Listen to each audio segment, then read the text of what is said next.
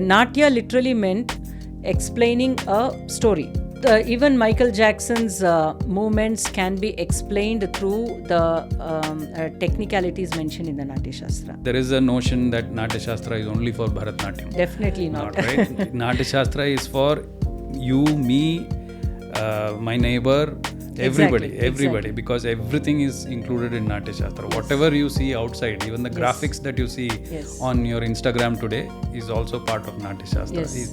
Spirituality, these are big terms. I would like to put it in a very simple way to understand your own self, as simple as that. If you have to be with your own self, at peace with your own self, and truly occupied in your own self, then I think we have to understand the roots, because they were stronger in this. They have given you a nice path to get there, whereas science is not equipped to get you there. Guru Dr. Shobha Shashikumar is an acclaimed Bharatanṛutya practitioner, choreographer, researcher, teacher, and a writer. Being equipped with both theoretical and practical capabilities, she is one of the most sought-after resource persons in the field of performing arts. Find your peace is her mantra, and this podcast has been the best enriching conversation about life, art, history, spirituality, and so on. Make sure you watch and listen to the full episode for a true transmission of immense knowledge brought to you exclusively by Prana Stories. Ma'am, Shobha ma'am. Namaskara. So lucky to have you on the podcast with Prana Stories. So welcome. I know you as a Bharatanatyam exponent, and also a Natyashastra exponent, and also a Karana exponent. But in general, audience probably understands the word Bharatanatyam, but they don't probably understand Natyashastra or Karana or anything. Before we get into the main topic, it'll be nice if you can sort of give a little bit of your introduction. From where did you start, and how did you reach where you are today, and what do you do right now, and stuff like that. We can just take a few minutes to do that, and then straight away jump into our main topic. Sure. For inviting me, I'm so glad to be here and share my thoughts with you, Praveen Aure.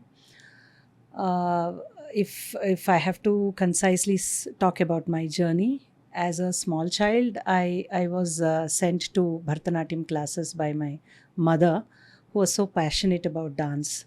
She always wanted to dance, she used to say. And those days, dance was not a welcome thing in the family.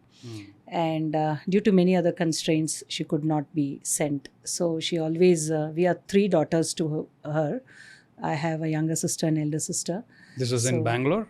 No, I was born and brought up in Tiruchinappalli, Tamil Nadu. Okay. That's because my father was employed in BHEL. Okay. And so we lived in Trichy. Okay. And I did almost up to my graduation, I was in Trichy. Okay. Only when I did my post-graduation, I moved to Bangalore. But Bangalore was our second home because all our relatives stayed here. Okay. And Karnataka was our native state. So we belonged here, but I also belong to Tamil culture as equally as Kannada culture.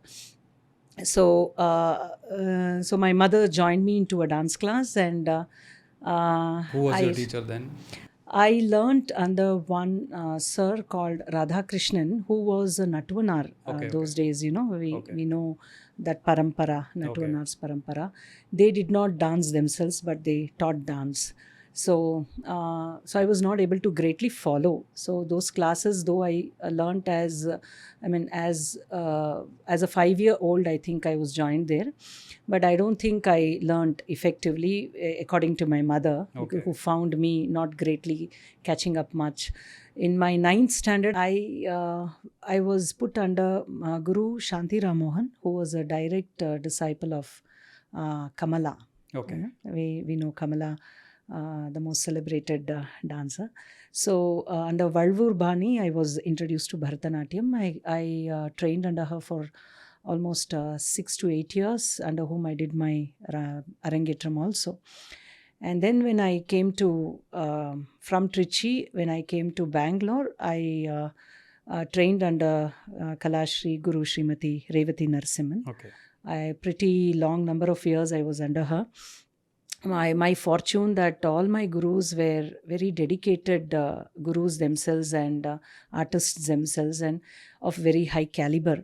So my training was very strong. Even as a beginner with Shanti auntie, my training was very strong. And Revati auntie groomed me into a mature artist. The Abhinaya exposure she gave me, and she gave me a lot of platforms. She helped me experience stage, which I think was very important for my life to, further my journey in that. And I became very curious about Shastra. From the beginning, I was curious about Shastra, but I did not know there is so much of literature available that one could study.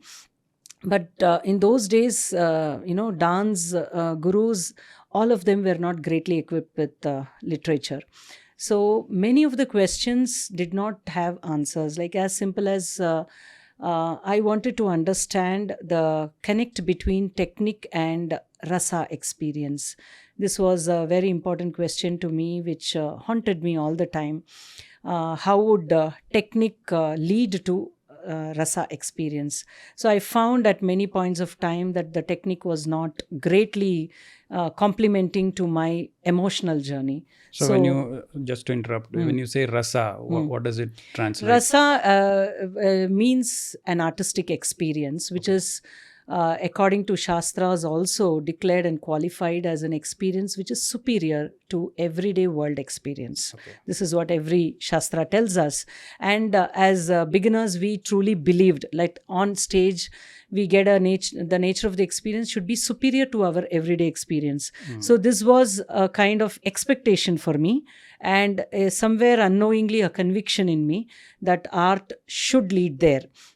Maybe because of the strength that our parampara has given in the art form itself. So whenever I found a contradiction in this journey, I wanted to question, I wanted to understand. But, without maybe going to the Shastras, it was difficult for everybody to answer this. So this was the time when, fortunately, I met Shatavdani Dr. R. Ganesh. I was new to Bangalore. I had just got married, and in fact I was caring for my daughter also. It was at that point of time when I was unable to participate in an anniversary celebration of my dance school, Revati Auntie School, that I heard one of his lectures on Puranas. So it was it made such an impact on me that I just felt, I don't greatly remember what he actually spoke, but the impact was such that I had a conviction that he will have answers to all my questions. And he knows the Shastras that maybe I'm seeking about. So that's how I landed up trying to seek knowledge from him. But Ganesh sir, as we all know, as much as he's giving, he wants to make sure that, the seeker is ardent and, uncompromising when it comes to earnestness. So, yeah, initially, he gave me a lot of homework and sent me back, do this, then get back. So I tried my best to do my own homework that he had assigned me. And at one point of time, he was convinced that he should answer my questions. And then it was then that my actual journey began, I would say, that I tried to understand what the Shastras were talking about. When you mean Shastras, what are they? What are these Shastras? See, later on, Shastras was any documented science about the nature of art, the technique of art, and the experience of art forms, the experience of the practice of art forms. So anything that could scientifically and in a very systematic way explain and also define were called Shastras. So we have huge literature of the past, our ancestors who have already done this job, like, right from Bharata, where we are going to get to shortly, as you mentioned. So we have all this. Unfortunately, somehow we have not gone deeper into these aspects, that we did not know that we have answer to every question that we have today.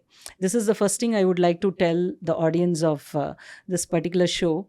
If you feel that you have some questions, who will answer it? First, believe and trust. Trust me, because I too have gone through the same journey. We have answers to any damn question that we have about life or art or spirituality, whatever we want to call it. We do have answers. It needs a lot of patience, and it needs an experiential journey. It cannot be a dry subject. It should not, it's not about scholarship.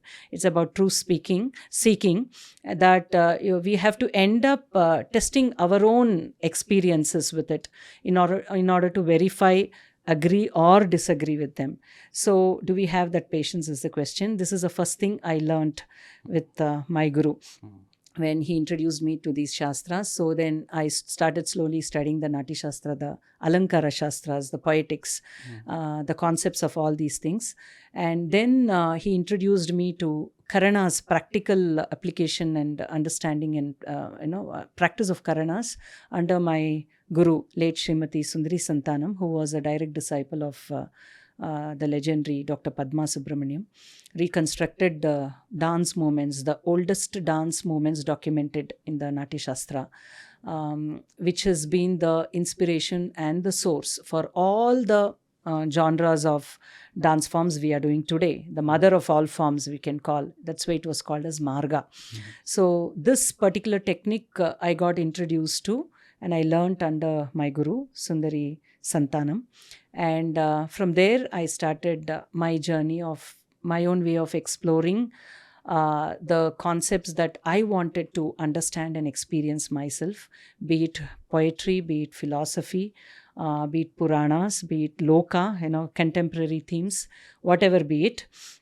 So I felt this form was more transparent to approach, because it could translate my heart. This form, when you mean it is when I mean the adoption of Karanas. Karanas, okay. Yeah. Karana in Bharatanatyam. In Bharatanatyam, which Dr. Padma Subramaniam named it as Bharatanṛutyam, just to show a difference, because people, according to her own words, it was people who were confused about the form and not herself. She never felt the need to define it in any other way, call it by any other name, because people thought she was dancing differently. She thought it is better to give it a name so that people are not confused, or the artists are not confused.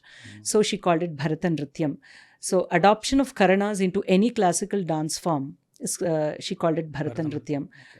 So I felt these Karanas have lot of capability of making the Angika, the body language, transparent enough to allow the emotions to flow into the body. So this is the reason why I felt these Karanas are very strongly recommendable to anybody, and to my own self to start with. I found a great relief in expression, because I could bring home my concept in Angika. I could express myself better as a dancer. So ma'am, actually, let's take a pause. Yeah. And then you spoke about Shastras. Yeah. You spoke about Karanas. And you spoke about various other terms which dancers might understand. Yeah, but I know. We are also speaking to a lot of non-dancers also. Exactly, I understand. So I want to begin with the Shastra. The first Shastra, let's take up Natyashastra. Okay.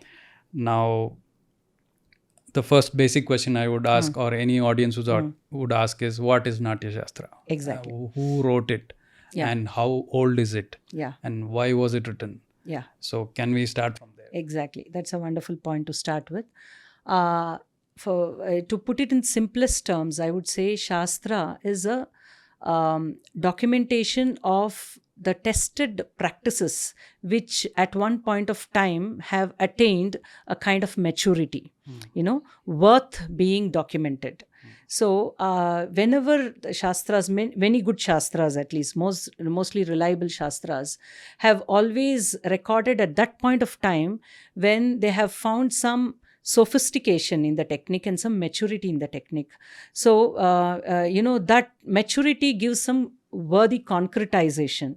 It makes itself capable of being documented because it becomes very clearly and more precisely describable, and it can be made accountable in terms of aesthetics or in terms of its communication skills. So it makes itself available to be documented in a worthy way. So it is at that point of time that our scholars and practitioners have started documenting. So the first point we have to carry is that any shastra is a tested practice. So I think we can start from there. Yeah. This thing is not just about I think Natyashastra or something that it's exclusive to art. I would say rather this the concept of this shastra is applicable to any system of knowledge. Okay. So anything that goes into a valid krama or order of documentation has attained a certain maturity, that it allows itself to be documented in a concrete and very, I should say, scientific way. Okay.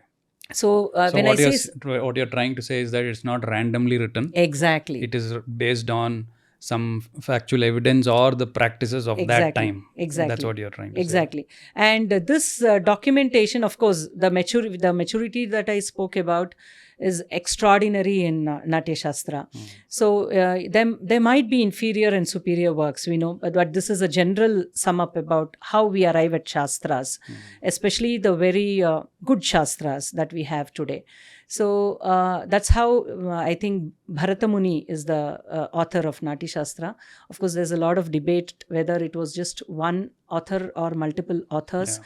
So many debates are there, and to some extent, most of the scholars have agreed that Bharata must have been a single person. Okay. Because the kind of the flow of thought that we have, the unity of thought and philosophy, style of writing and the unity in philosophy, there are no contradictions throughout. It's very difficult to not to contradict when you have multiple authors, right? Even when you bring a book, on so many scholars writing on one topic, still we find so many articles contradicting, right? Because our opinions differ. So Bharatamuni was himself a dancer? No, Bharatamuni is a rishi, seer. He's called as Muni. Muni is somebody who he's seer because they have distant vision. They are able to see beyond times. Okay. So they are able to see the purpose of this concept of rishi is so beautiful. And art is wedded to the concept of rishi because somewhere this it is important for an artist to transcend time. So in the first chapter of Natyashastra, the very story gives all these concepts, like how it is important for an artist to be a person of self-restraint. So that is why when the first chapter says that Brahmaji was approached, that an audio-visual learning is needed, because the world is at that point of time was full of we believe in this yuga theory, right? Yeah. So according to our conceptualization of yuga theory, that is according to Sanatana Dharma, the Satya Yuga was flawless. There was no need for an art form, maybe because dharma was so consciously adhered to and protected that there was no need for an extra thing to cleanse the system, right? But by the end of Satya Yuga, there was already malice happening. So in order to cleanse the society, there was a need for an audio-visual approach, which would be accessible to all sectors of society, because earlier Vedas were considered to be learned by Brahmanas and not other people. But that was again because the Vedas themselves were so difficult to be learnt that a person with that kind of bent of mind, Brahmanas are persons who are thinking about Brahman. That is what it meant. So highest contemplative state. Okay, so it was very difficult to be understood. So there had to be a simplified version of the Vedas themselves, with the essence of the Vedas not being compromised, but being given to the world in a way that it is accessible to all sections of society. This was the prayer that all the devatas had to Brahma, made to Brahma, and Brahma then says, then fine, I will create the Natya Veda. So he took the aspects of from Rig Veda. Patyam is basically the bowls, that the vocal aspect, or the literary aspect. And from Yajurveda, it was Abhinaya. Abhinaya literally meant expressiveness, taking the things forward, going to the public or going to people. So communication, the communication skill, we can call it in brief. Samaveda was the musical aspect, and Atharva Veda, the juices, because Atharva Veda also spoke about herbs and all aspects of society. So the essence. So this blending the best of all of the Vedas was created the Natya Veda. So goes the first chapter, and that's how Brahma created the Natya Veda, which was meant for both entertainment and enlightenment. So the first point we would like to note here is we never saw entertainment and enlightenment as two different things, especially not at all a contradiction. Maybe entertainment would lead to enlightenment, because to entertain you need to focus, you need to get absorbed. So enlightenment is the culmination of the focus. So we saw everything. Today we have so many questions. Why? What is education? So we did not have all these things as separate things to be attended to. It was all integrated. It was all integrated in the same thought. So if I can sort of, I'm not comparing, but if I can sort of say that in today's world, an audio visual medium like a film is always introduced so that people understand things better. Exactly. Audio visual medium meaning it will contain literature, script, music, actions and everything.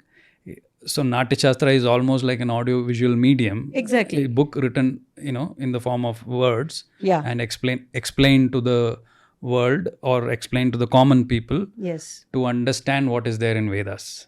Exactly. Correct? The essence of the Vedas, because finally, if you have to understand why the Vedas and what is the essence of the Vedas, it comes to the point that we all are seeking happiness, is it not? So happiness is something that is a state where we feel contentment and fulfillment for the moment. If this moment I'm happy, it means this moment I have some fulfillment. I have no immediate desire that is going to drive me to do something and make me restless. This moment I'm feeling some happiness, is that. So this was the focus. Like anybody who has to be happy has to be contented, and all these vices like kama, krodha, lobha, moha, mada, matsarya that our shastras talk about. Kama is desire, krodha is anger, lobha is greed, moha is delusion, lobha, moha, mada is intoxication or being arrogant, atma bhimana. The seven sins basically, what is in the Western world called? 7 sins. I think 7 sins. This is 6. 6 is it? Okay. Ari Shed Varga. Ari means enemies, our internal enemies. Okay. Mada Matsarya is jealousy. So all these are rooted from one kama only. Kama means desire. So desire clearly means that this moment something that you want is not there with you. It starts from there. So the moment I start a want, then it leads to all these things. If the want is satisfied, then what? If the want is not satisfied, then what? How do we, when we chase the wants, what? If I have a want and I see my want satisfied by somebody else, then it is jealousy. There are different forms of the same thought, desire. And desire is a clear indication that this moment there is something that is unfulfilled in you, which is making you restless. So all these were called Arishad Vargas. So, and this was a distraction in human mind. So art was about, homecoming. Help you to transcend these distractions at least for a while and stay contented in your own self. Distraction in the path of enlightenment or to reach the ultimate? No, distraction is anything that makes you restless, as simple as that. So anything that makes you restless and continuously drives you into activity. was caused distraction. So here comes the Purusharthas that even Natyashastra has mentioned. Dharma, Artha, Kama, Moksha. So this Artha means or the ways to achieve. Kama is desire. Kama is desire and Artha is the means to achieve the desire. So if these two are directed in the path of Dharma, then we are peaceful. At least we are heading towards peace. If these two are not in the path of Dharma, then we are heading in the opposite direction. We would never have peace ourselves, nor will we enable anybody else to have their peace. So exactly the opposite direction. So this Purusharthas, where the Kala is to put this Artha and Kama that we find in the Loka. Loka is the world. So the world is nothing but bundle of desires and the means to achieve these desires through the setup called human beings, right? So we are all in this race. So the track is you fall into dharma, dharmic way. What is a dharmic way? Anything that helps you to attain peace through this path. See, we all can't stop seeking knowledge. We can't stop seeking money to make a living. All this is not a taboo or all this is not sin, but these things should lead somewhere, right? They should slowly, that is why we have this ashramas, right? Now you are brahmacharya and then you enter grihastha, then there's something called vanaprastha and something called sannyasa. That means you have to get there at a point when we are able to say, I think I'm ready now to live in my own. You find some contentment finally. So we have to go that side. That is the whole point of the Vedic thought is rooted here. We are born, we have to do our karma, but finally we are getting to a higher realm where there is more peace and satisfaction and, you don't want to disturb or want anything out of everybody else. So find your peace. Find your peace. Okay. So when this itself was disturbed, because of Kala Kramena, the peace during Satya Yuga to Treta Yuga was already disturbed. That is why one Rama had to come. And from Treta to Dwapara, it was even more disturbed. And Kali Yuga is supposed to be the most disturbed. And we are heading to more and more disturbances. This is how the Yuga theory says. So I feel, considering all these things, art is more required today. Not by these theories, by what we find in the realistic state around us. More of art is needed because, and the job of art should be clearly understood now, that art should lead the artist and the connoisseur to be at peace with their own selves, at least for a while. It's just go back to your own seat within and, disconnect with all your unnecessary affiliations, which is the source of joy. When you disconnect with unnecessary affiliations, we are by our own selves happy. Right. Exactly, right? So this is the job of art. And this is how the whole, in fact, why was Natya Veda created? For the same reason. What was even the petition made is this. There's so much of disturbance in the world outside. This was approximately how long ago? See, Natyashastra is dated historically between 2 BC to 2 AD. Okay. It belongs to that period, according to the historians. So it's more than 2,000 years old, according to our historians. But of course, the indigenous scholars even date further back. But this is according to the most accepted European dating system. It's between 2 BC and 2 AD. So this was the time, when Bharata also compiled with the Natyashastra, through the Natyashastra, he has compiled a tradition that was existing at that point of time. As I said because Shastra is a compilation of existing systems.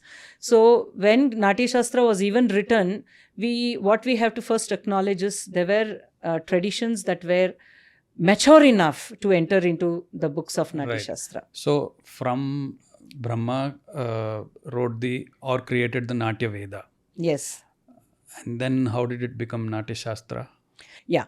So there is a very big gap in understanding. See, these are, when we say Brahma, Vishnu, Maheshwara, we all know they are the gods of the heavens.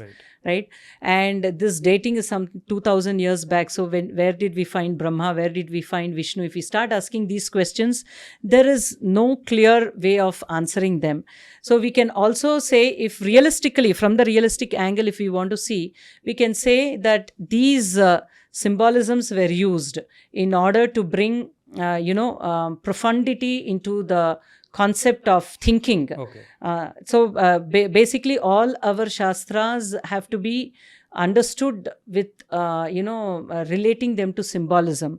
Without symbolism, classical art has no, it cannot be connected with at all. Okay. So this is one way of answering the younger generation, that all these were symbolically and metaphorically mentioned to us, so that we can connect to the Vedic age and the purpose of the Vedas, right? Because it is talking about how the essence should be transferred to human beings, right? And there is also a story how the art came from the heavens to the earth. Okay, that is how Bharata brought them with his 100 sons to the earth. And again, when we say sons, we can also understand that sons also meant students. Okay. So Bharata's sons, we exactly don't know. The list of the 100 sons is also given, but it can also be understood that he and his students, his disciples and his children, brought it to earth. Okay, so this is, it starts with chapter 1, where the purpose and the reason for creating Natya Veda is given. And it ends with chapter 36, where it says how from the heavens it descended on earth. Okay, this is the first and the last aspect. In between, we are given the technique of Natya. Okay. So, Bharata very intelligently has compiled all art forms as a confluence by giving this signs of Natya. It was called Natya. Natya literally meant confluence of all art forms. Today, any translation is insufficient to explain the Natya of Bharata's, the vision of Natya that Bharata has given in the Natyashastra. So it means Natya is not just dance. Natya is not just dance. Natya is not just drama. Everything, every art. Natya literally meant explaining a story, telling a story. Or a concept. Story, Okay, literally. story, okay. He called it as itivritta. Itivritta is, telling a plot. Okay. There is a plot, there is a story. And that is why he used 10 rupakas, the Dasha rupakas, the 10 formats of telling stories. Okay, depending upon the nature of the plot itself, whether the story belonged to the gods, whether the story were about gods or were about ministers, were about common people, and what kinds of emotions were involved in the story, who were the nature of the characters, what was the nature of the different types of characters that were involved, and how many acts, what is the length of the story. All these things were parameters to decide which format would suit. So that is how it ended up with Dasha Rupakas. Okay. Any other, so this is found in Bharata. Is there any other culture which has an equivalent text like this, or anything close to this? Any other culture? With one thing I can tell, with the help of Natyashastra, you can explain any global culture. Oh, okay. Honestly, because this is not just about Indian, it is not just restricted to the thought of Indian stories. It talks about any story, a story. So it says, what is a story? What should a story contain? So it just includes anything generic. Yeah, Anything it is, anything mentioned in the Natyashastra is almost universalized. Okay. Most significant aspects of the technique and significant aspects of aesthetics have been so beautifully universalized that any global culture, any aspect of global culture can be explained through the Natyashastra. So if I were to say, it includes a Padma Subramaniam's Karana as well as a Michael Jackson's dance. Definitely, also. Definitely. It gives importance to both the genre. No, both, even Michael Jackson's movements can be explained through the technicalities mentioned in the Natyashastra. Okay. Because a Karana is ultimately, what is a Karana? Karana is a movement, according to Bharata, it hasta pada samayogat nrittasya karanam bhavet, he says. It's just a combination of hasta and pada in a very generic way. And then what is hasta, what is pada? Then he says it is coming together of chari and sthanaka and a nritta hasta. So the nritta hasta means the upper part of the torso's involvement, which according to Abhinav Gupta's commentary, when he says hasta, the upper part of the body is involved. When he says pada, the lower part of the body is involved, and sthanaka is that which binds these two into a meaningful posture. And there are also beautiful aspects of sthiti and gati. Sthiti is the static, gati is the dynamic. Now you tell me which movement in the world does not accommodate these concepts, right? Yeah. It's so universalized. Correct. And then further he breaks up into different aspects like angas and pratyangas. And so he says major limbs and minor limbs. So any human body has these major limbs and minor limbs. And then he says how they can be aesthetically applied. So then he discusses about the various possibilities of movements of this various limbs of the body. So you look into any dance form of the world, you can explain with these technical terminologies of Natyashastra. That is the beauty. So that is why the later, authors called Bharata's Natyashastra as Marga. So that which is the guiding force. And many other, Lakshana Granthas, as we call the Shastras. Lakshana Granthas means that which gives Lakshanas. Lakshanas are the scientific parameters. So any work that gave a list of scientific parameters and compiled belonging to a certain era and belonging to a certain region. So these were called as Lakshana Granthas. So we have so many Lakshana Granthas in Bharata. Our land is full of documentation. So I keep wondering, how did they even come up with all of this and write, such things, which is so scalable, and it is so scalable to every culture, every dance form. How were they even able to do that kind? How were they even able to achieve that kind of intellect? Exactly. Right? Because, when the most popular thing that we have today is the Maslow's hierarchy, that once you have your basic needs and then you fulfill your relationship needs, and then you go into the spiritual self-actualization. But these people were already there.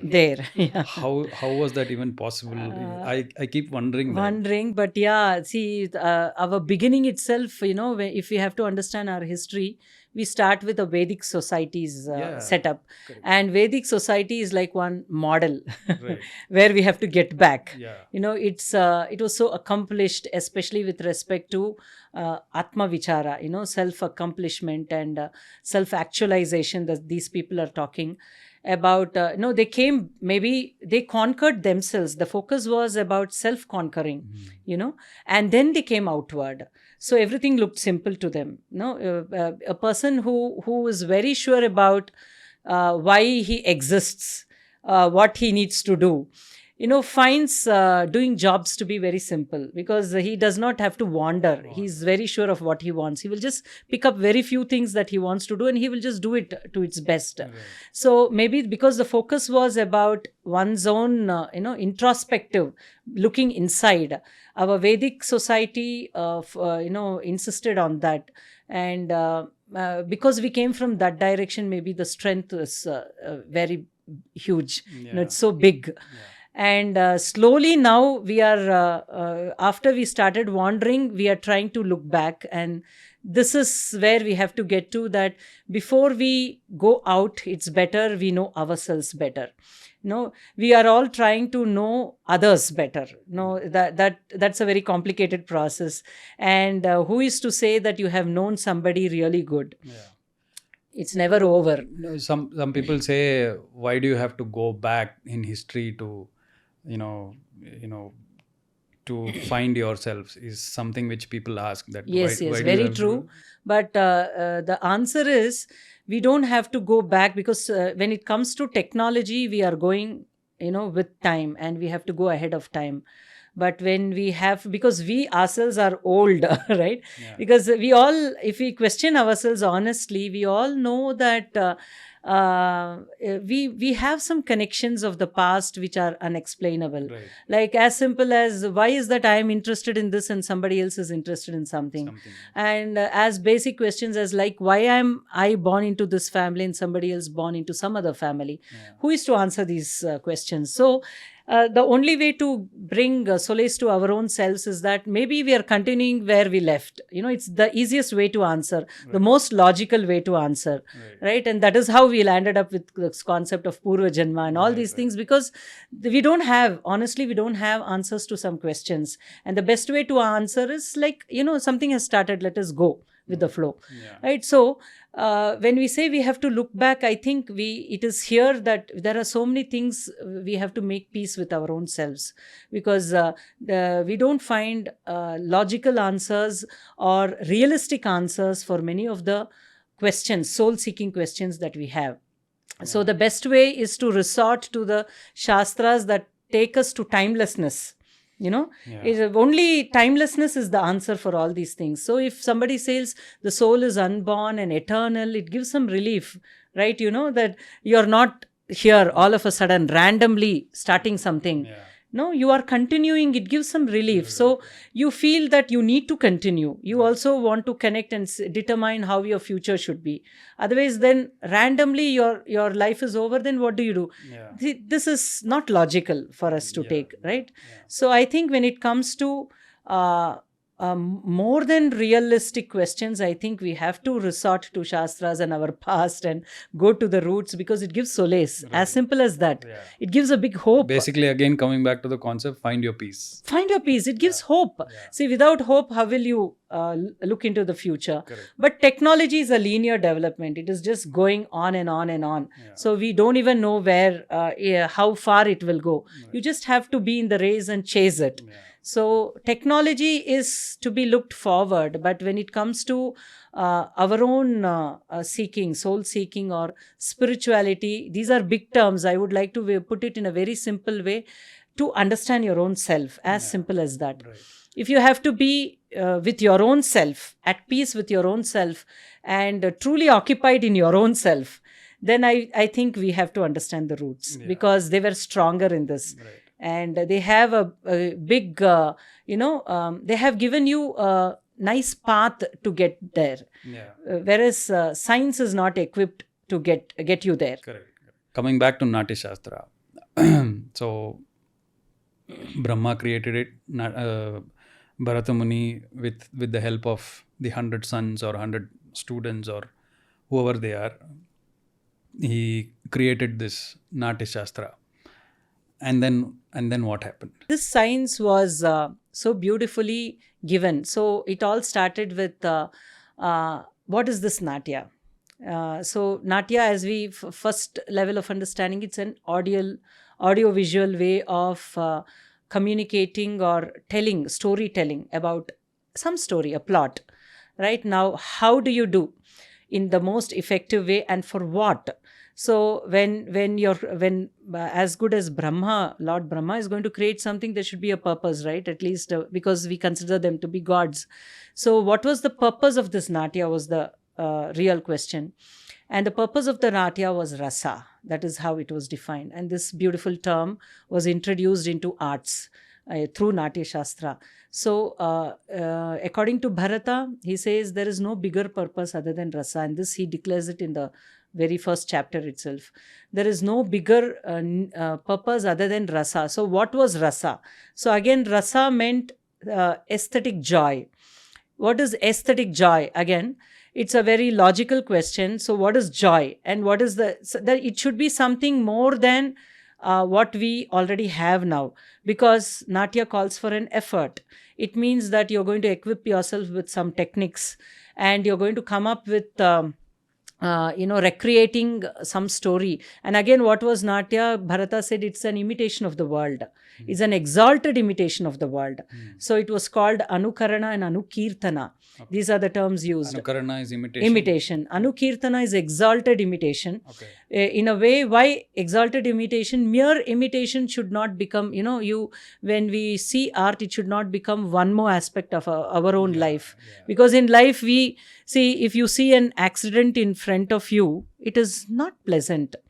Right? So when you say mere imitation, it should not become so realistic that you feel all the pain that you would feel in your real life in seeing certain things. So when it is recreated, it should have a touch that is helping you to transcend the realistics and making you joyous about the things that is happening in the world. Right. So why it should be about the world? Because there is no other way you can relate to your own self. Yeah. Right? So only when the world is recreated can we get interested in, because these are the things that we are very familiar with.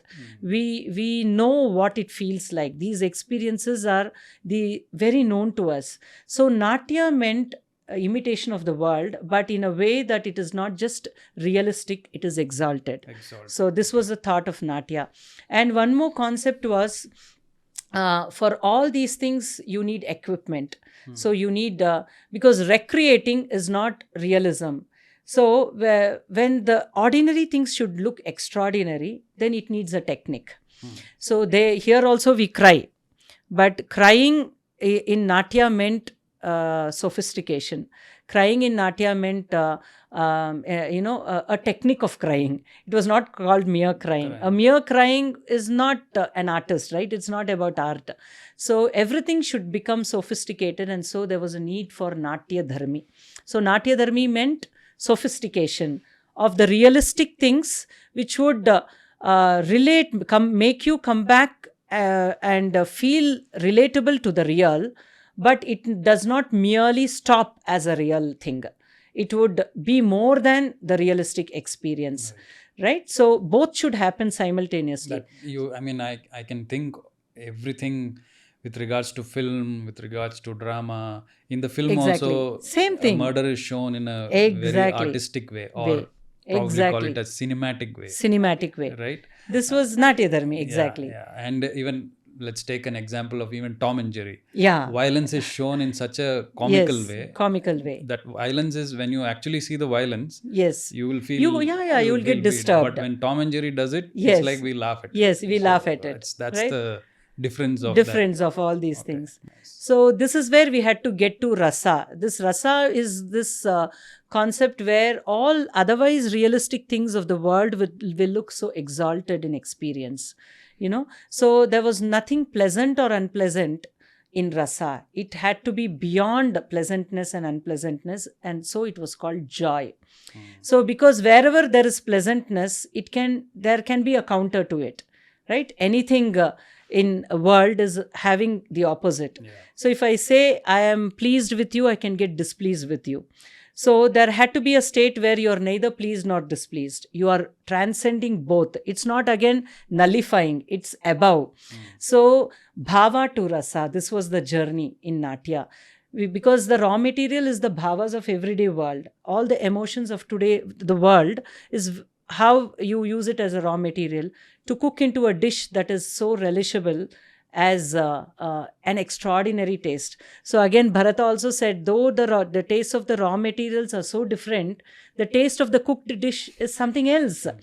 Right? Though the ingredients are the same, still the dish is something else. Right. And he uses the same example, Shad Rasas he calls. So what has been cooked and what tastes as rasam is distinct from the flavors of jaggery, the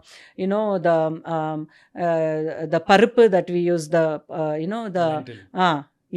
So, and the turmeric, all the ingredients that we use is different from what you finally taste as rasam. It's all blended in certain way that you can't show any distinction anymore from those ingredients, but at the same time they all have transformed into something else which is more relishable than the individual tastes. Right. So this exactly is the simile that he has used to explain what is rasa. So again, coming back to that question, did Bharata Muni tell all these 100 students to take the dance forward? Or I also have a question, I have a confusion with when did Shiva enter into this picture? Right? Because Shiva Tandavam, and then he comes to Chidambaram and then Yeah, gives yeah. the dance to the people, and Yeah, yeah. that story is also Yes, there. that So story I is have a also there. confusion what really sort Yeah, of went through. yeah. There may be stories, but I would like to hear it. Yeah, yeah. So, yeah, Shiva comes into picture when he recommends his karanas to be used in the presentation of Natya. Okay. Natyashastra says the first presentation was made without any of these Natyadharmi aspects, Okay. right? So, so when Shiva was invited to watch and comment, and then he gives his criticism, and he says this Shuddha Purvaranga should become Chitra. Purvaranga is the preliminary aspect of Natya, where those days, the stage also had to be constructed. So Natya Shastra has so many chapters about how it starts from construction of stage, Ranga, and then how rituals are performed to sanctify the stage. In a way, this stage from Ranga to Antaranga, it has to enter our hearts, Okay. beyond space and time. We have to transcend in art. So for this transformation, we need Daivanugraha, like all gods and, all positive energies, all these things. It can be explained from so many perspectives. But as simple as that, the stage is ready to be used as, a stage for presentation. Right. And who are the dancers? The 100 students of Yeah, Bharata? yeah. They were the The dancers? first presentation was made with the help of... Okay. And then Shiva comes there as a guest, maybe? Yeah. He was invited as a guest. And when he saw, he says, it's looking very ordinary. Okay. So you have to introduce Natya Dharmi. So I would recommend that you all use Nritta. And Nritta meant Karanas and Angaharas. Okay. So he says, I recollect the Karanas and Angaharas. So this So, was already performed by Shiva. Shiva, that's what my question was. So Shiva was already a performer. According to Natya Shastra, he was already a practitioner of Karanas and Angaharas. Okay. So he says, I recollect and I will recommend this. Okay. I will give my assistant Tandu Muni, Okay. who will teach you. So that is why, because it was taught by Tandu Muni, it was called as Tandava. The fourth chapter of Natya Shastra is called Tandava Lakshanam. Nice. That means the Lakshana which was transferred by Shiva, Tandava. Yeah. From Shiva to Tandu. Yeah, Tandu, yes, from Shiva to Tandu and Tandu to Bharata and his sons. Okay. So that is why it was called. Another name for Karanas is Tandava. Nice. Yeah. Okay. Tandava did not only mean male energy as we understand today. Tandava literally meant Karanas and Angaharas, the technique that was taught by Tandumuni. But of course, this thought was born through later treatises, which called the Tandava and Lasya. This concept was a little later, post-Bharata period, because in Natya Shastra we know Uddhata and Sukumara as the terms, parallel terms to mean Tandava and Lasya as we mean today. Uddhata means energetic. Sukumara means graceful. Okay. So let's get back to the Shiva's contribution, which is Karanas and Angaharas. What is Karana and what is Anga? Angahara literally meant, Anga means limbs, Hara means a garland. So it meant the movements which would, made a garland, it like a continuously presenting a set of movements.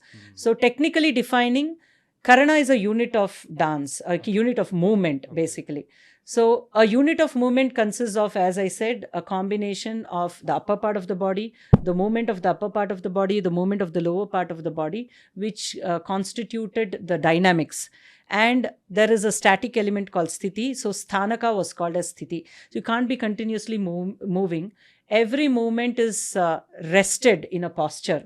That was called as sthanaka. So the resting posture was called as sthanaka.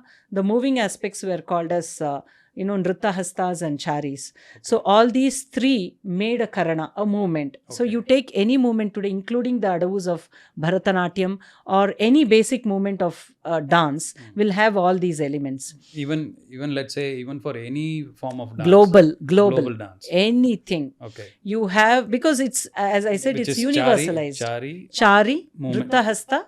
Chari meant the movement of waist and below. That is legs, basically. And Nritta Hasta. Nritta Hasta means waist and above. Okay. And Sthanaka is that which binds. The static aspect which binds these two into a a static posture. Posture. Yeah, like when people do a certain chakkar and then they stand Yes, a because position, that is a pose. yeah, Right? I would like to add one thing is obviously making a pause, which would very clearly highlight the static element, but hidden in the dynamics is again the static element. Yeah. We all know that from if you want to see animation, that is the Yeah, best it's way to all explain. pictures played Exactly. together. Yeah. So the underneath of any dynamism is the static aspect of it. Yeah. So one has to master the statics and dynamics, the static and the dynamics of movement, which was called as a karana. Karana basically meant to do. It means something about doing. So it meant the dynamics of moving in an aesthetic way. Anything that Bharata spoke about was with aspect of the rasatva, like because he has already defined the purpose of natya is rasa, so he was focused on moving, not just moving but aesthetically moving. Okay. So this was very important. So this aesthetic moving which helped us to reach towards rasa, this was the focus. So any movement that could be defined with the aesthetics aspect was called as a movement worth entering the book of Natyashastra. So that is how 108 karanas were listed. Wow. And angaharas are recommendations of choreography, I would say. They were how a set of karanas could make a beautiful choreography of movement. So it was a garland. Okay. Angahara meant garland. So it's a hara of karanas. So if I could take karana as a word, angahara is karana is a word, angahara is a sentence. Exactly. Okay, and number of angaharas will make a song, and exactly. It is a choreography pattern. Yeah. See, today in Bharatanatyam, if we have to understand it, korve, we call it as a korve. Adavu and a korve. So something like that. So he has given 32 angaharas where he has recommended how combinations of different karanas in a specific order can lead to beautiful movements. But they can be just recommendations. If karanas themselves can be infinite, then angaharas have to be infinite. Right. But these are like, prescriptions and recommendations to master the art so that we can get into their infinite possibilities. To visualize infinite possibilities is difficult. So you have to go through a very rigorous and a very disciplined and systematic way of learning the elements. So that is exactly what Bharata has done. He has given a beautiful pedagogy in a way that you master the fundamentals so that you can, further take it in a way that it caters to your imagination. Right. And then how did it get so diverse in terms of, becoming different forms, classical art forms of different regions? Exactly. So like Kathakali is totally different when it comes to Bharatanatyam. Exactly. Or Mohiniyattam is a little closer to Kathakali, but at least because of the region it became like that. Exactly. And Odissi is different. Yeah. And what is that? Satariya is different.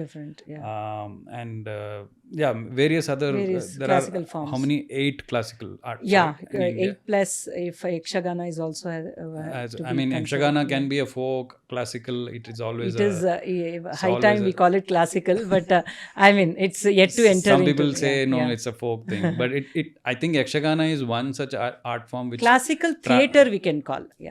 Which travels through anything. It can be called folk, it can be called classical. It doesn't matter. By calling it a folk theatre, we are not undermining. If we understand that much, we can call it anything. Correct. It's an accomplished and a very mature folk theatre. Correct. So coming back to my question, how did it become so diverse? Was it the people who carried forward who did that? Because the ultimate source is Natyashastra. Exactly.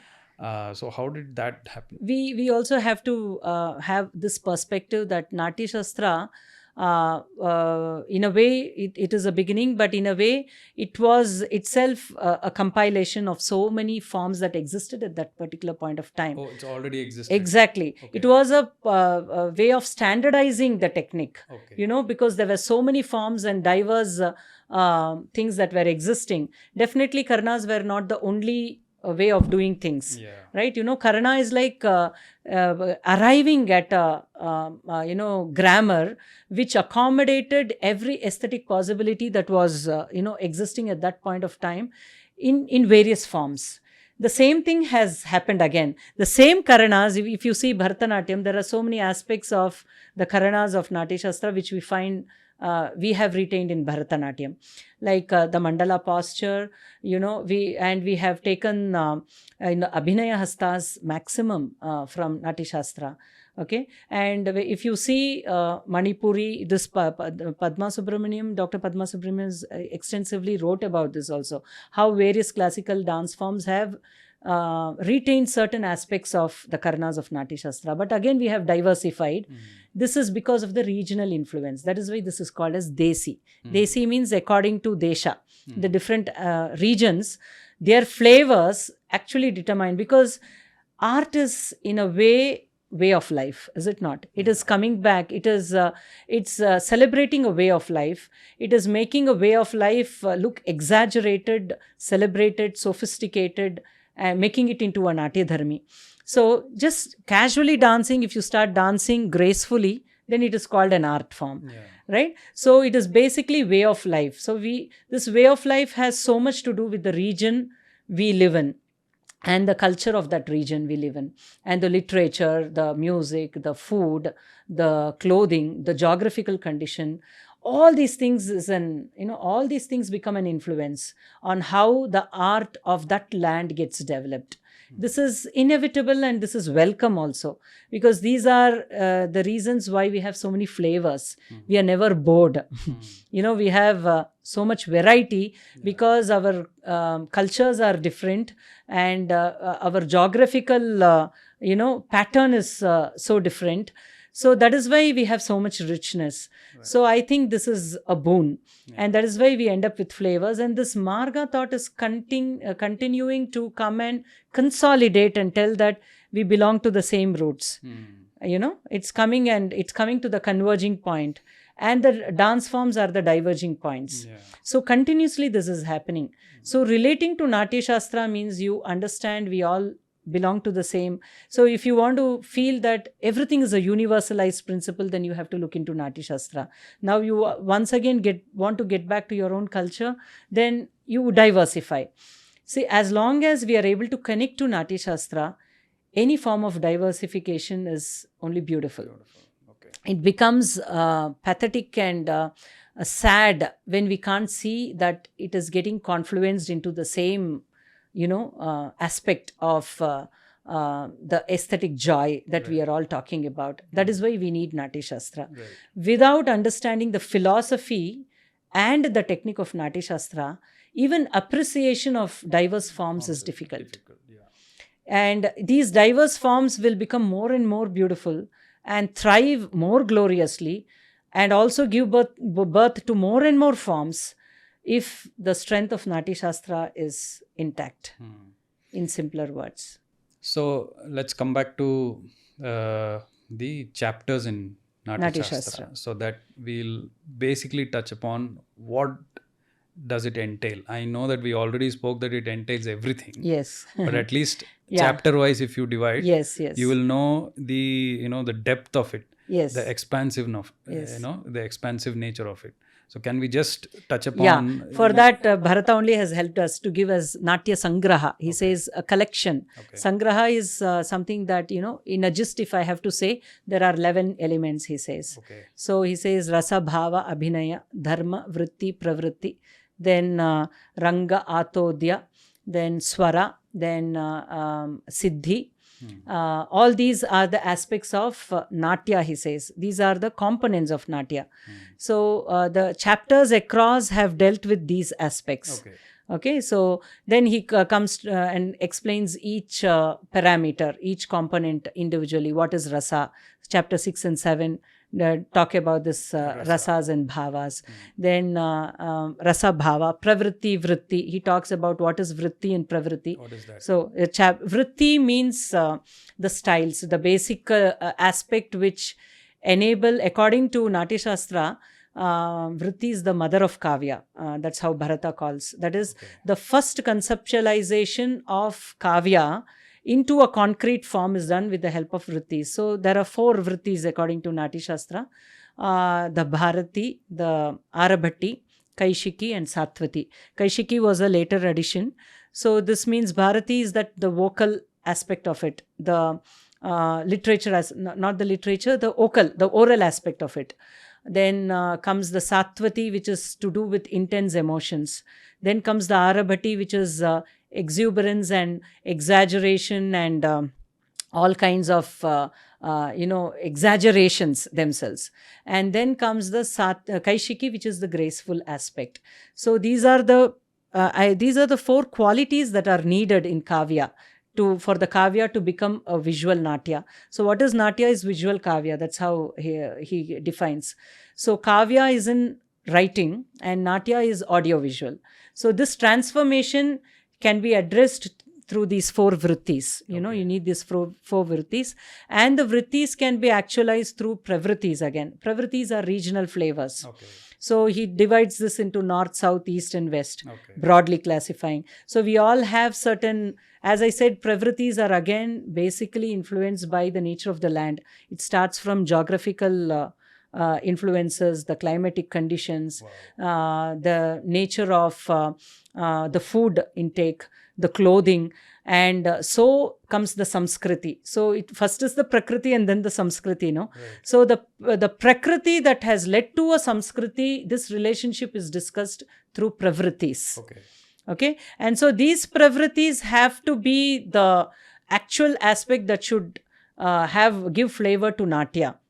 That is why it is very important to understand, if you see cinema also, the Telugu cinema has its own flavor, the Tamil, we typically see that this is how a Tamil industry works. Right. This is how a Telugu industry thinks. Bollywood thinks. There is a style. Yeah. So all this is because of the regional and the culture of the region that has been a big influence right from their history. Yeah. So it's a very complex whole, complex. Really, I don't know how my mind is just getting blown by all this. And that is Natyashastra. It blows you out, The vision is so encompassing. Yeah. And you can apply it to everything. Anything. Yeah. It's a universal... so he has just focused on 11 key elements, which is... it blows Rasa, your mind, opens out to every aspect of Natya. And again, with this, you can just explain not the Indian... art forms, you can explain any art form of the world. Right. And I think Swara is about music? Yeah, Swara is about music. Atodhya is about the musical instruments. Okay. And you have the 4 types of instruments Natyashastra speaks about. Okay. The Tata, the Sushira, that is the wind instrument. Then you have the string instrument. Then you have the percussion, the Avanadha and Ghana. Okay. So that is to do with percussion, and Ghana is solid, something to do with metal. Like we have the talas. And you see any part of the world, you can classify any musical instrument in this one of these category or combination of these categories. Wow. So exhaustive. Right. Yeah. So for poetry, you can go to Natyashastra. Yeah. For music, you can go to Natyashastra. Exactly. For even visual arts, you can go to Natyashastra. Exactly. Bharata himself has declared there is no art or craft or anything that has been excluded. Because in the philosophy, everything is included. Philosophically, you can discuss any technique coming under the genre of Natyashastra. So Shilpa Shastra also becomes a part of it. In Aharya Abhinaya, he has discussed... Aharya Abhinaya is? Yeah, Chaturvida Abhinaya. Abhinaya means how to take the technique to reach the audience. How would you take this Natya to the audience? Then he talks about Abhinaya. Abhinaya is communicating. So there are 4 ways of communicating bodily, which is called Angika Abhinaya. Vachika is through literature and music. And Aharya is through the costume, the makeup, the setup, So you have beautiful Aharya here today, Right. making this reachable to the audience. So Aharya is considered to be the most external aspect of communication. And then we have Satvika, which is the soul. So Satvika is exactly what you want to communicate. I mean, this is the finally that bhava gets cooked and reaches as a dish relishable as rasa is because of the Satvika element. And it is to actualize this Satvika, because Satvika is formless. It is colorless, wordless, all anything that you can say. It is in a very subtlest of the subtlest way, because emotion is subtle by itself. So it needs the packaging of Angika and Vachika with the colorful Aharya that the Satvika reaches. The Ultimately, the Satvika has to reach. Okay. Because that is the content, that is all you want to say. So what is the world you want to say? There is something that you want to say, that is Satvika. How you say is Angika and Vachika. So, and you say it with more, colorfully, making sure that they don't miss is Aharya. So this is how everything is packaged. Nice. And in this Aharya, everything can be covered, the Shilpa, everything, because how the stage should be aesthetically decked. Like, now we are doing some bhakti concept. Then if you bring in a temple and the ambience and all these things, you exactly feel everything that you would feel sitting inside a temple, right there on stage, that recreation. And again, when you say Shilpa is the inspiration for even dance to be actualized as Natya Dharmi. Right. So in this way, that's why I said, the technique, when philosophized, it becomes universally applicable. Till now, we have not felt a need to add one more Abhinaya. Right. Because anything in the world you think of can be accommodated in the four Abhinayas. You can only write treatises or essays on that, but there is nothing to add more. Especially this Abhinaya is such a comprehensive coverage by Bharata. Hats off to him that, he could divide entire range of techniques under the sun into these four that they can get accommodated. Even today's technology, the Arabhatti that we are talking about, the graphics, everything can be accommodated in Aharya.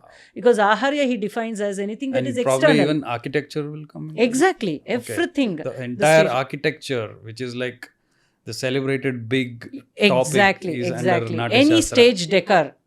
See, he says costume and makeup, which is on the body, and the stage decor. In stage decor, you can bring anything. This graphics is also to actualize this aspect of stage decor. What I'm talking about is also the temple architecture and stuff like that. So where does that come in? Temple architecture is again, everything is related to sattva. So again, if temple architecture is seen as an art form, then the basic elements, it's anga, it's its own limbs. But from the aspect of dance, again, we have to discuss this with respect to mediums now. Natya, when you are using temple architecture as a part of stage decor, it is different. So if you are trying to understand architecture as a science, then it is different. But when you recreate in Natya, it can be accommodated, on your body, because everybody, we are human beings, so we are the ones who are taking art through. So the first hand experience is through the human body. Right. That is where he covers Angika. And the second medium, which is within us or from us, is Vachika. Whether we sing or we speak about it or we write about it, all this is considered as Vachika. Besides these two, everything is external to us. So anything outside us is covered in Aharya. Nice.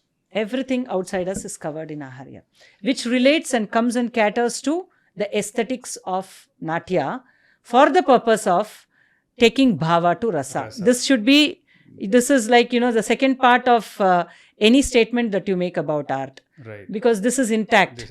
And with this purpose, we are getting back to see how the technique should be. Right. Beautiful. So with this angle, we can see any medium, dance medium, any medium of art, not just dance.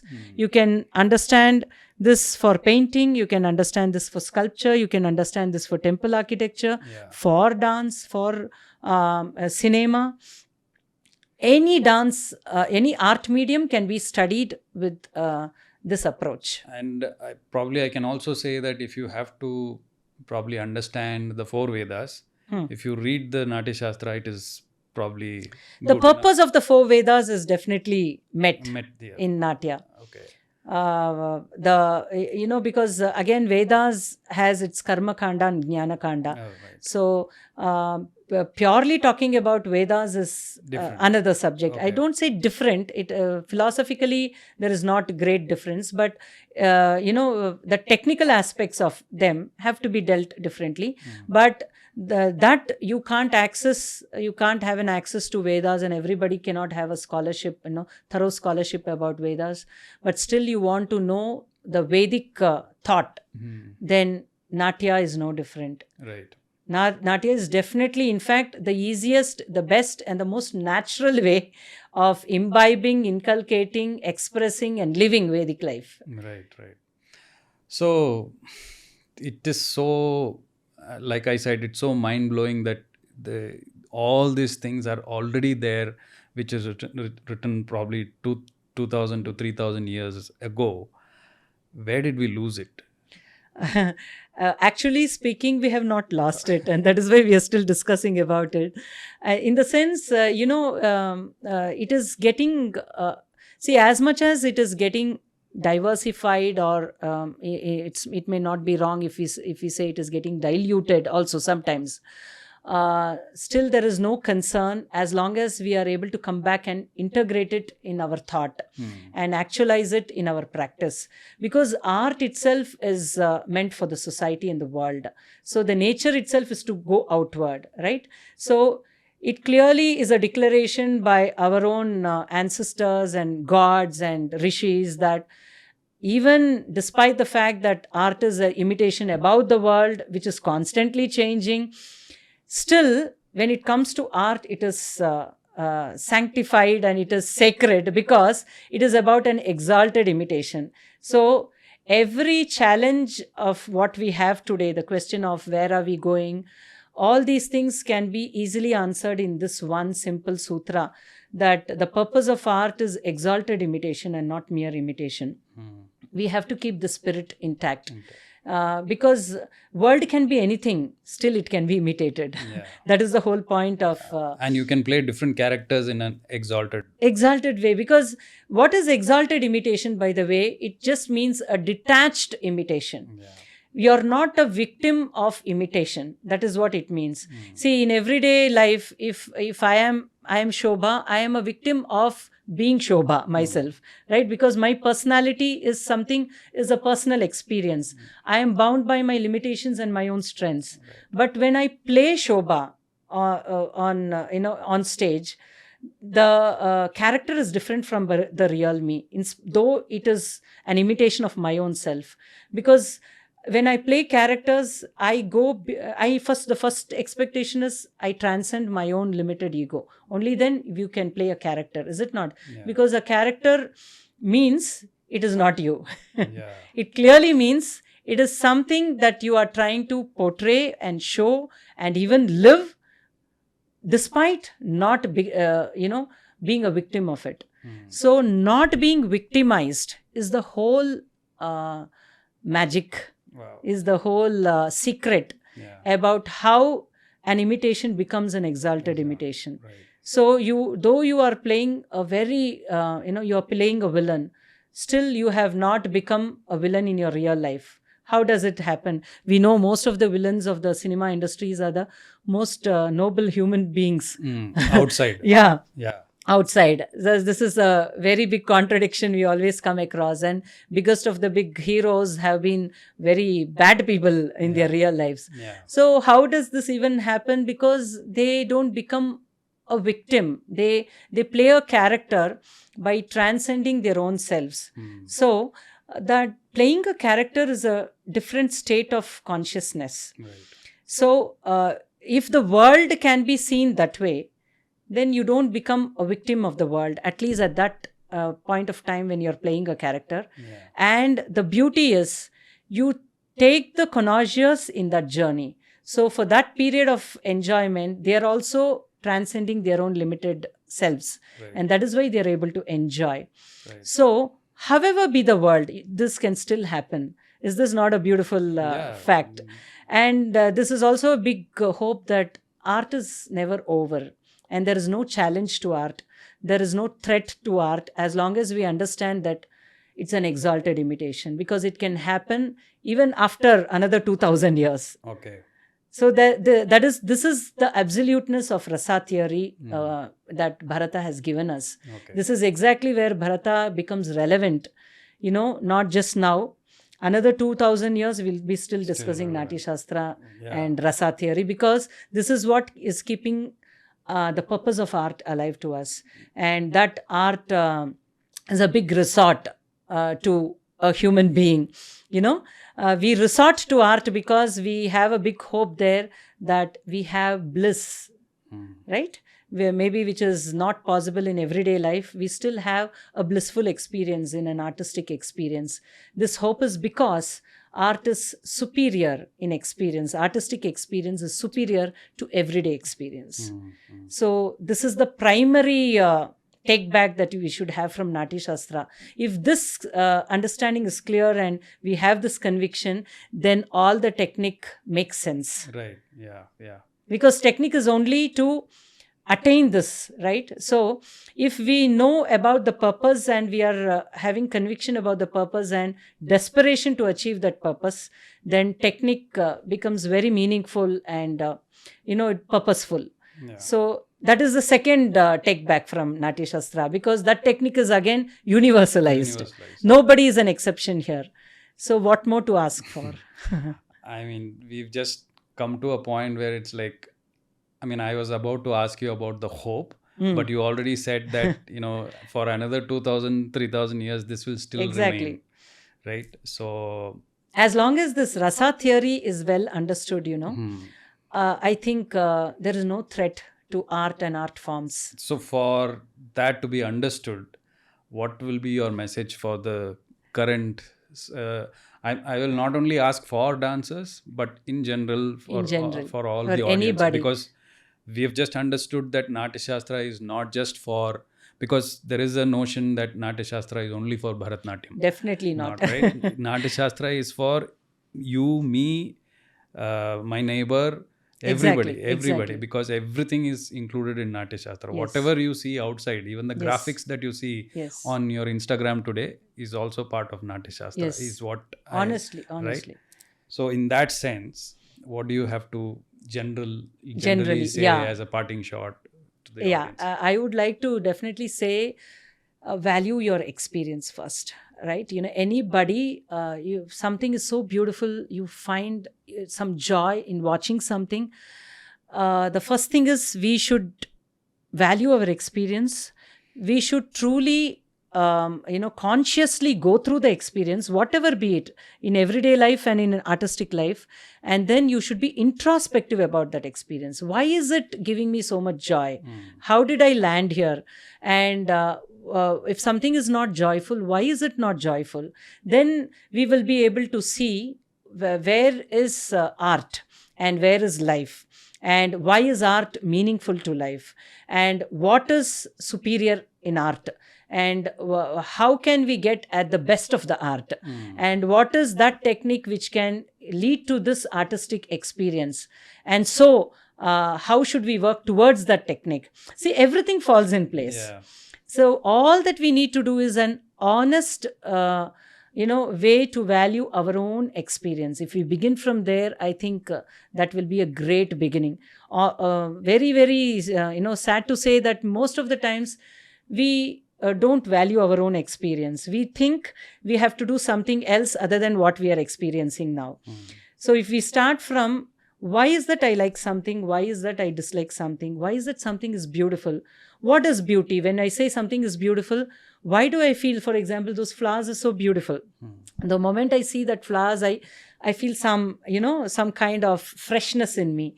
Now, first let me acknowledge that these flowers are making me, feel something good. And what is the nature of this goodness? And why does this flower make me feel this? So what is that aspect of that flower which can lead me to this joy?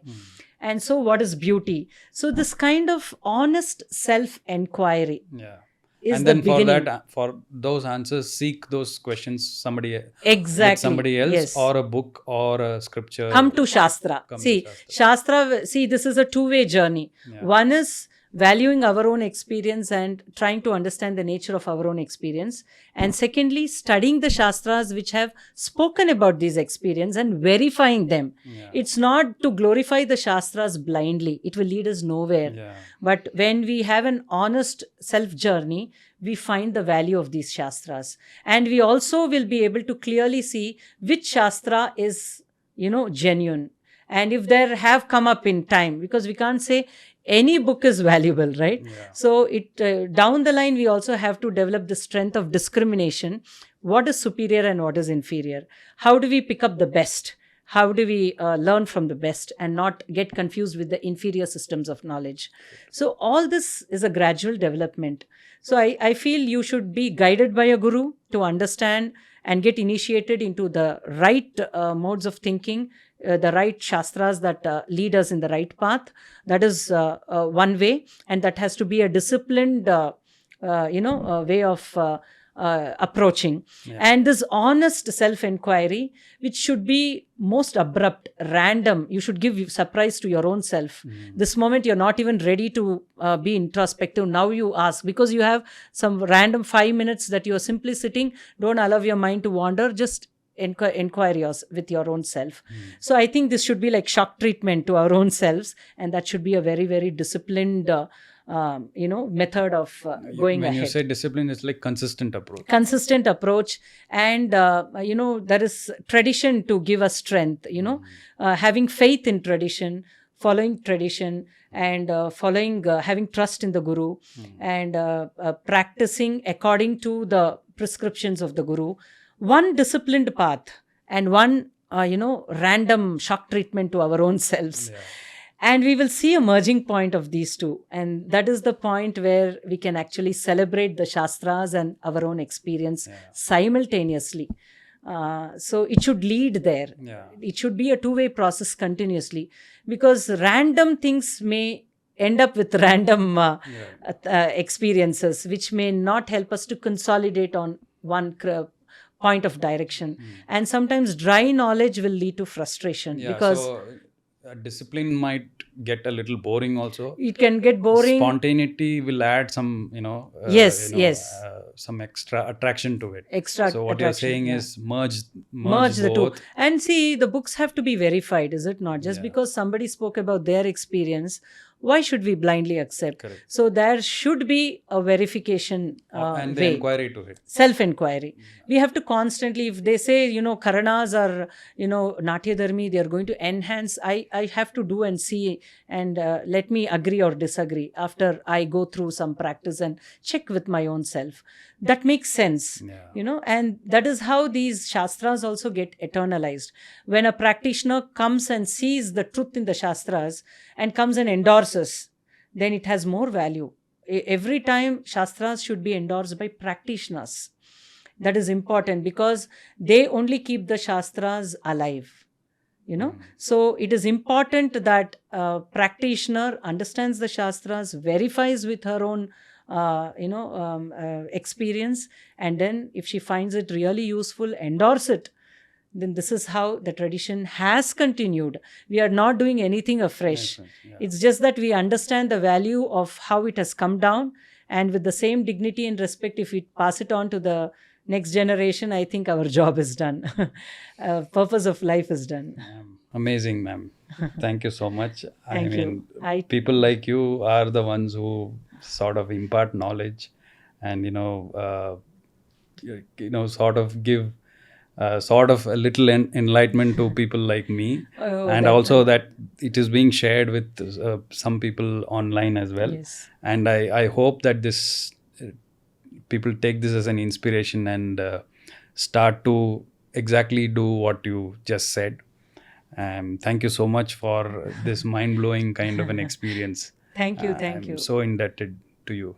Thank you. Thank you so much. We are all indebted to the parampara that has given this And thank you for inviting me here. And this is I hope you something- enjoyed the conversation. I thoroughly enjoyed, because I love talking about this, because this is about my own journey too. So whatever I have spoken is just my own journey. So I love speaking about this, because this is something that makes sense to me. Yeah. So each time I talk this, it makes sense to me even better. Yeah. So I feel when it makes sense to me, then only it can make sense to anybody others. else. Yeah, right. So we are just sharing. Right. This is our parampara. See the glory of our parampara. If it has touched somebody, then it only means it is the strength of the parampara that we are living with, Right, you know. right. And let us try to carry this forward in its utmost, purposefulness, to the best of our ability. That is the least we can do. Yes, ma'am. Thank you so much, ma'am. Thank you. Thank you. Namaste.